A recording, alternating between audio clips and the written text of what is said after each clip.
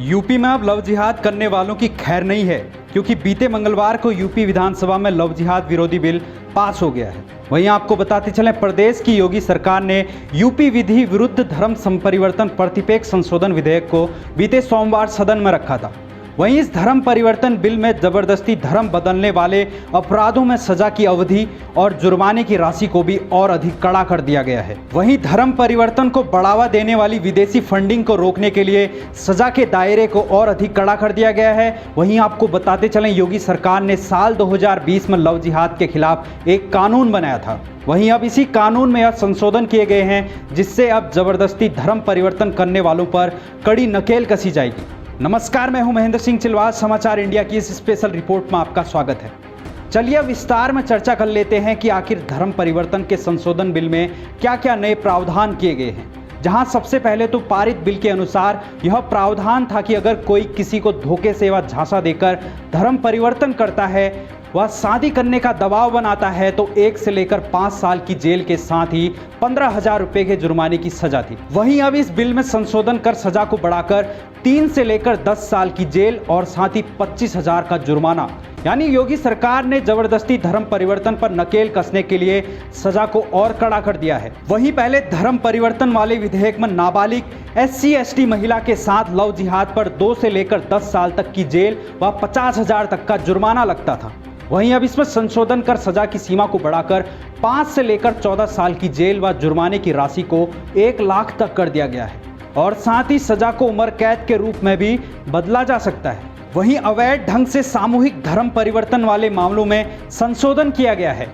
जहां पहले अवैध रूप से सामूहिक धर्म परिवर्तन वाले मामले में 3 से लेकर 10 साल की सजा और 50,000 का जुर्माना लगता था। अभी इस सजा को बढ़ाकर 7 से लेकर 14 साल की जेल और 1 लाख का जुर्माना कर दिया गया है और साथ ही सजा को उम्र कैद में भी बदला जा सकता है। वहीं इस बिल में सबसे बड़ा संशोधन है कि अब कोई भी व्यक्ति धर्मांतरण वाले मामले में FIR दर्ज करा सकता है, जहां पहले FIR करते समय पीड़ित व उसके परिजन की मौजूदगी की आवश्यकता थी। वहीं इस बिल में अब लव जिहाद वाले मामलों की सुनवाई सेशन कोर्ट से नीचे नहीं होगी और साथ ही लव जिहाद वाले मामलों में बिना सरकारी वकील को मौका दिए अपराधी की जमानत याचिका पर विचार नहीं होगा, यानी कोर्ट को पहले सरकार का पक्ष सुनना ही पड़ेगा, तभी जमानत पर विचार होगा। वहीं जबरदस्ती धर्म परिवर्तन वाले सभी अपराध अब गैर जमानती होंगे। वहीं अवैध धर्म परिवर्तन कराने वाले विदेशी व गैर कानूनी संस्थाओं से फंडिंग हासिल करने वालों पर 14 साल तक की सजा व 10 लाख के जुर्माने का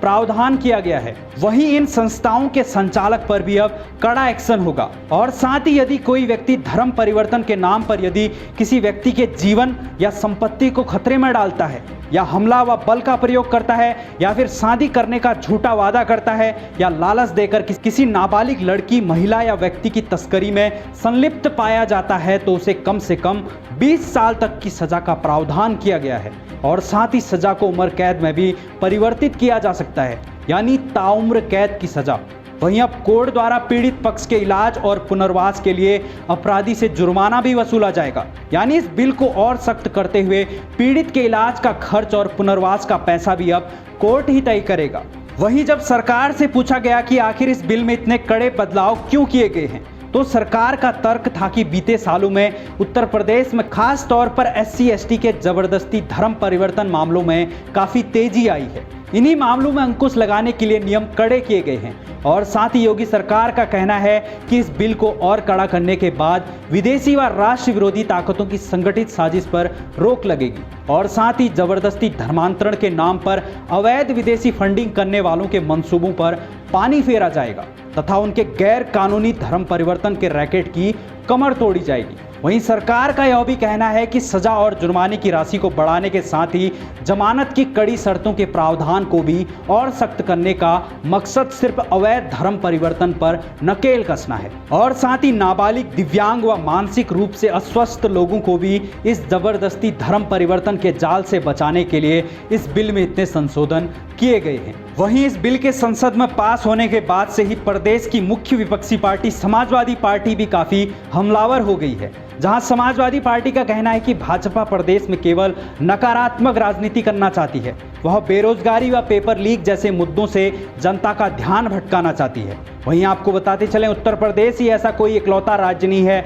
जहां जबरदस्ती धर्मांतरण विरोधी कानून लाया गया है। इससे पहले भी देश भर में 10 अन्य राज्यों में भी जबरन धर्मांतरण विरोधी कानून लाए गए हैं, जहां उत्तराखंड, मध्य प्रदेश, कर्नाटक, हरियाणा, गुजरात, झारखंड, हिमाचल प्रदेश और उड़ीसा में भी ऐसे कानून लाए जा चुके हैं। जहां भाजपा शासित कई राज्यों में इन कानूनों को लव जिहाद के खिलाफ कानून माना गया है। वहीं अब देखना दिलचस्प होगा कि आने वाले समय में भाजपा शासित व एनडीए शासित और कितने राज्य धर्मांतरण विरोधी कानून लाते हैं, या फिर आने वाले समय में मोदी सरकार राष्ट्रव्यापी धर्मांतरण विरोधी कानून लागू करती है।